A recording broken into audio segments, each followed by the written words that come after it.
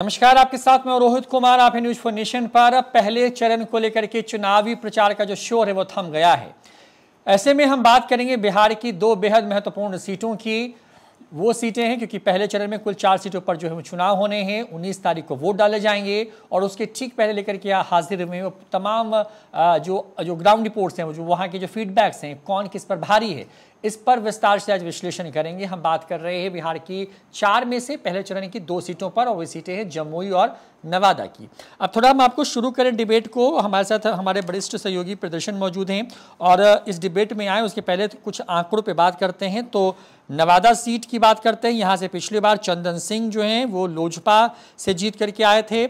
4,95,684 vote उनको आए थे और आरजेडी की विभा देवी को उन्होंने करीब 1,48,072 वोटों से चुनाव हराया था और उनको 3,47,612 मत प्राप्त हुए थे।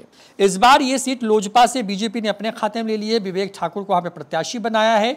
तो दूसरी बड़ी बात यह है कि इसी सीट पर श्रवण कुशवाहा को आरजेडी ने अपना प्रत्याशी बनाया है। तो विवेक ठाकुर वर्सेस श्रवण कुशवाहा की यहाँ पर लड़ाई है, लेकिन खेल यहाँ पर 2 बड़े चेहरे और जो है वो बिगाड़ रहे हैं। दरअसल वहाँ पर जो राजबल्लभ गुट है, जो आरजेडी के जो बड़े नेता रह चुके हैं, उस इलाके में बड़ा प्रभाव रखते हैं, उनकी पत्नी विभा देवी है, वहाँ से विधायक हैं और उन्हीं के विधानसभा क्षेत्र में तेजस्वी ये कहते हैं कि आरजेडी को धोखा देने वालों को माफ़ नहीं करेंगे, यानी कि वहाँ पर वो खेल बिगाड़ रहे हैं। तो दूसरी तरफ भूमिहार और बड़े गायक के तौर पर अपनी पहचान रखने वाले गुंजन सिंह निर्दलीय प्रत्याशी के तौर पर वो भी बीजेपी का वोट काट सकते हैं। क्या है वहाँ की ग्राउंड रियलिटी, हमारे साथ प्रदर्शन, उनसे बात करते हैं। नवादा के दंगल में कौन किस पर भारी है? विवेक ठाकुर वर्सेस जो हम देख पा रहे हैं फिलहाल श्रवण कुशवाहा। क्या सिर्फ यही दोनों है मैदान में या फिर वहां पर त्रिकोणीय मुकाबला है, और अगर है तो कौन इसको बना रहा है? पहले तो हम अगर नवादा सीट पे आए तो नवादा सीट में हम मुकाबले को त्रिकोणीय नहीं बल्कि कायदे से कहना चाहिए कि चतुष्कोणीय मुकाबला है। चतुष्कोणीय इसके जैसे आपने भी जिक्र किया कि एक और हम पहले बता देते हैं कि जो उम्मीदवार हैं, जैसे भारतीय जनता पार्टी से विवेक ठाकुर उम्मीदवार हैं, यहाँ पे श्रवण कुशवाहा को आरजेडी ने उम्मीदवार बनाया है, गुंजन सिंह निर्दलीय प्रत्याशी के तौर पे चुनाव मैदान में हैं, इसी तरीके से विनोद यादव ये भी यहाँ पे निर्दलीय प्रत्याशी हैं, और कुल जो 8 उम्मीदवार चुनाव मैदान में उतरे हैं, उन 8 के बीच में ये चारों कहीं न कहीं से एक बड़े वोट बैंक को अपने साथ लेके चल रहे हैं। तो ऐसे में अब देखिए कि मुकाबले में क्योंकि चारों का अगर आप लेंगे तो चाहे विवेक ठाकुर की हम बात करें तो भारतीय जनता पार्टी के साथ ही साथ एनडीए के एक बड़े कोर वोट बैंक का इनको समर्थन मिला हुआ है। दूसरी चीज़ कि वर्ष 2009 से जब से नवादा सीट तय परिसीमन के बाद हुई है बनी, तब से लगातार नवादा सीट पर भारतीय जनता पार्टी का कब्जा है। तो एक तरीके से ये कह सकते हैं कि ये एक बड़ा फायदे का सौदा विवेक ठाकुर के लिए है। दूसरी ओर श्रवण कुशवाहा आरजेडी से आते हैं। अगर जो वहाँ पे हम जातीय बिरादरियों को देखें तो कुशवाहा और यादव वोटों का एक बड़ा समीकरण वहाँ पे चलता है, लेकिन कुशवाहा के लिए यही मुसीबत है कि उनके मुकाबले जिस यादव वोट बैंक की बात की जाती है, उस यादव वोट बैंक में विनोद यादव एक बड़ी सेंधमारी करने के लिए उतरे हुए हैं, और चूंकि वे राजवल्लभ यादव के भाई हैं, उनकी जो भाभी हैं विधायक रहे हैं, तो इन तमाम स्थितियों में जाकर के विनोद यादव एक बड़ा नुकसान कहीं न कहीं से आरजेडी के लिए कर रहे हैं। दूसरी ओर गुंजन सिंह हैं, गुंजन सिंह गायक हैं, युवाओं के बीच ठीक ठाक लोकप्रिय हैं, साथ ही साथ वह भूमिहार जाति से आते हैं, और यह एक तरीके से कह सकते हैं कि विवेक ठाकुर के लिए एक अलग किस्म की चुनौती है कि गुंजन सिंह जो नुकसान देंगे वह नुकसान विवेक ठाकुर को दे सकते हैं। तो मतलब क्योंकि अगर नुकसान हो रहा है तो लीड किसको है फिलहाल? क्योंकि अभी तो जनता तय करेगी, हालांकि जब ईवीएम 4 जून को जब खुलेगा तब तय होगा। लेकिन यहाँ पे प्रधानमंत्री मोदी आए, नीतीश कुमार ने इस सीट से चुनावी प्रचार का बिगुल फूका, तेजस्वी यादव भी जमुई के बाद जिस सीट पे पहुंचे चुनाव प्रचार करने के लिए वो नवादा थी और धुआंधार प्रचार कर रहे हैं। वहीं पर उन्होंने चेतावनी दे दी आरजेडी के बागियों को लेकर के। तो क्योंकि पहली बार ऐसा दिख रहा है कि वहाँ पर लड़ाई में एक बड़ा भूमिहार चेहरा जो कि सीपी ठाकुर के बेटे के तौर पे विवेक ठाकुर हैं, और दूसरा कुशवाहा चेहरा है जिसको मौका दिया है आरजेडी ने। तो वहां पर कमल खिलता नजर आ रहा है फिलहाल। जो आज का चुनाव प्रचार खत्म हुआ है, क्योंकि अब तो बूथ टू बूथ कैंपेनिंग होगी, बूथों को मजबूत करने की जो बचे हुए जो घंटे हैं उसमें, हाँ, उसमें वो तमाम चीज़ें होंगी। तो कमल खिलता हुआ नवादा में दिख रहा है या फिर जो लालटेन है वो वहाँ पे तेजस्वी जलाने में कामयाब होंगे? देखिए, सबसे बड़ी चीज़ है कि नवादा को लेकर के जैसा मैंने शुरू में ही बताया कि नवादा में वर्ष 2009 से लगातार कमल खिल रहा है, और परिस्थितियां अमूमन हर एक चुनाव में कमोबेश इसी तरीके की रही हैं कि वहाँ पे एक बड़ा वोट बैंक जो है वह बार बार यह दावा करते रहा है कि भारतीय जनता पार्टी को चुनाव में मात देने के लिए वो पूरी तरीके से तैयार है। लेकिन जब आप जमीनी समीकरणों को देखें और चुनाव का रिकॉर्ड उठा के देखें तो 2009 का चुनाव क्या हुआ था, भोला सिंह वहाँ से चुनाव जीत गए थे भारतीय जनता पार्टी के टिकट पे। उसके बाद 2014 के लोकसभा चुनाव में यहाँ से गिरिराज सिंह ने चुनाव में जीत हासिल की थी। इसी तरीके से जब वर्ष 2019 के लोकसभा चुनाव आए तो फिर से चंदन सिंह ने यहाँ चुनाव में जीत हासिल किया। यानी कि तीनों चुनाव में यहाँ पे भारतीय जनता पार्टी काफ़ी मजबूत रही थी और न केवल मजबूत रही थी बल्कि इन चुनावों के बाद यह बार बार साबित हुआ कि यहाँ पे भारतीय जनता पार्टी ने एक बड़ा आधार वोट बैंक बना रखा है।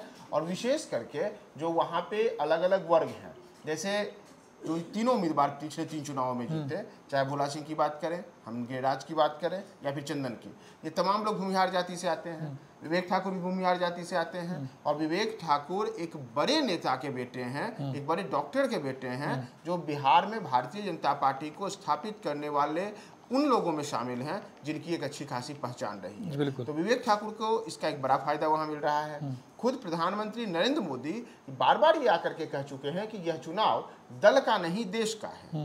तो दल का नहीं देश का चुनाव के नाम पर एक बड़ा वोट बैंक जो है वह वहां पे विवेक ठाकुर के लिए एकजुट जरूर होगा। इसकी पूरी संभावना करीब करीब ग्राउंड रियलिटी पे आप जाएंगे तो ये दिखती है। अब आ जाइए, अगर हम राष्ट्रीय जनता दल के जो कैंडिडेट हैं उनकी बात करें तो राजद कैंडिडेट जो वहाँ श्रवण कुशवाहा हैं, उनके लिए एक बड़ी चुनौती यह है कि श्रवण कुशवाहा ने जिसको आधार बना के, जिनके बलबूते चुनाव मैदान में अपना कदम रखा था, वही उनसे पिछड़ गए हैं। बात कर रहे हैं राजवल्लभ यादव की। राजवल्लभ यादव को लेकर के ये बार बार बातें चल रही थी कि उनके भाई विनोद यादव को राष्ट्रीय जनता दल टिकट देगी, यानी कि लालू यादव टिकट देंगे।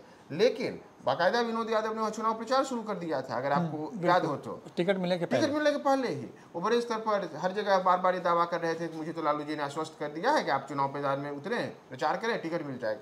अचानक से श्रवण कुशवाहा का नाम आता है, श्रवण कुशवाहा को टिकट मिलता है और टिकट मिलने के ठीक बाद विनोद यादव वहाँ पे राष्ट्रीय जनता दल का विरोध करते हैं, वो पार्टी छोड़ते हैं। पार्टी छोड़ने के बाद अब निर्दलीय चुनाव मैदान में उतर चुके हैं। तो ये एक बड़ा सेटबैक जो है यह राष्ट्रीय जनता दल के लिए ही है कि जो अगर आप देखिएगा तो उस पूरे इलाके में जो राजवल्लभ यादव हैं वह कई चुनावों में यह साबित कर चुके हैं कि भले ही उनके ऊपर अलग अलग किस्म के आरोप लगते रहे हों, वह उनके ऊपर कई आपराधिक किस्म के आरोप लगे, साबित हुए, लेकिन उन तमाम चीज़ों के बाद भी राजवल्लभ यादव का एक बड़ा प्रभाव एक बड़े मतदाता वर्ग पर है और वही मतदाता वर्ग एक तरीके से श्रवण कुशवाहा के लिए बड़ी चुनौती बन सकता है। क्योंकि सेंटिमेंट ये भी जुड़ा हुआ है कि आपने हमारे आदमी का टिकट काट के एक ऐसे व्यक्ति का टिकट दे दिया है जो हमारी बिरादरी का नहीं है। और ये आप ग्राउंड रियलिटी कह सकते हैं कि आज भी बिहार में जाति के आधार पर वोट पड़ती है। जाति के आधार पर वोटों में यादव जाति अपने नेताओं को मानती है, कुशवाहा हैं तो वो अपने नेता को मानते हैं, भूमिहार हैं अपने नेता को मानते हैं, ब्राह्मण अपने नेता को मानते हैं। तो यहाँ पे राजवल्लभ यादव के जो समर्थक हैं वो बाहुबल भी हैं, ध्यान रखने की बात है।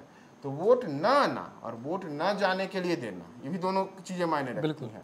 श्रवण कुशवाहा के लिए एक बड़ी चुनौती है कि विनोद यादव उनको बड़े स्तर पर नुकसान करेंगे और यही एक तरीके से देखें तो विवेक ठाकुर के लिए पॉजिटिव पक्ष भी है। और रही बात गुंजन सिंह की, लेकिन इसको थोड़ा सा उस पर आते हैं ना कि थोड़ा सा इसको ये भी समझना पड़ेगा कि वहाँ पे कुल 6 विधानसभा की सीटें आती हैं। उसमें बड़बिघा सुदर्शन जो कि नीतीश कुमार से बहुत खुश नहीं हैं और वो विरोध में हैं, ये तो समझ में बात आती है। रजौली से प्रकाश वीर हैं, वो आरजेडी के हैं। हिसुआ से नीतू कुमारी है, वो कांग्रेस की हैं। नवादा की विभा देवी जो कि उनके मतलब कह लीजिए कि उनके जो देवर जो हुए वो चुनावी मैदान में निर्दलीय लड़ रहे हैं। मोहम्मद कामरान आरजेडी की हैं और अरुणा देवी बीजेपी के। तो एनडीए के खाते में तो नवादा की सिर्फ 2 सीटें आती हैं विधानसभा चुनाव में जो 20 में हुए हैं और 4 सीटों पर आरजेडी जीत करके या फिर कांग्रेस जीत करके आई है। क्या वहां पर तेजस्वी यादव के साथ कांग्रेस का नहीं मंच पे होना ये भी बड़ा फैक्टर होगा? यही इसी पे हम लोग आ रहे थे कि अगर हम महागठबंधन की स्थिति देखें तो एक और आप देखिए कि एनडीए से किसने चुनाव प्रचार किया। आपने ही बताया कि एनडीए से कौन प्रचार करने गए, खुद प्रधानमंत्री नरेंद्र मोदी वहां गए। इतना ही नहीं, चिराग पासवान वहां चुनाव प्रचार करने के लिए गए, बिहार के मुख्यमंत्री नीतीश कुमार वहां चुनाव प्रचार करने के लिए गए। यानी कि एनडीए में जो तमाम प्रमुख घटक दल के हैं उन तमाम प्रमुख घटक दलों के शीर्ष नेता जाकर के नवादा में चुनाव प्रचार कर रहे हैं। दूसरी ओर आपने जो अभी गिनाया कि कहां-कहां से कौन-कौन विधायक है, इसमें 2 सीटें जो है वह एनडीए के खाते में, एक जदयू के पास, एक बीजेपी के पास। लेकिन राजवल्लभ यादव की पत्नी, उनके देवर यहाँ पे निर्दलीय हैं, तो अलग हो तरीके से देख लीजिए आधा आधा मुकाबला आ गया। नीतू सिंह बहुत कहीं दिख ही नहीं रही, आपको कहीं ऐसा चुनाव प्रचार में उनका बहुत नजर नहीं आ रही है। बिल्कुल। इतना ही नहीं, चाहे राहुल गांधी हो या फिर मल्लिकार्जुन खड़गे हो, सोनिया गांधी हो, या कोई भी कांग्रेस का शीर्ष नेतृत्व या बिहार का ही नेतृत्व, अखिलेश यादव की, अखिलेश कोई मंच पर नजर नहीं आया, कोई मंच पर ऐसा नजर नहीं आया जो कि कांग्रेस के पक्ष में आकर के और आरजेडी उम्मीदवार के लिए वोट मांगता दिखे। तो महागठबंधन के लिए कहीं कहते हैं कि ऐसा संकेत नहीं गया जो नवादा में इनकी एकजुटता को दिखाता हो अब तक।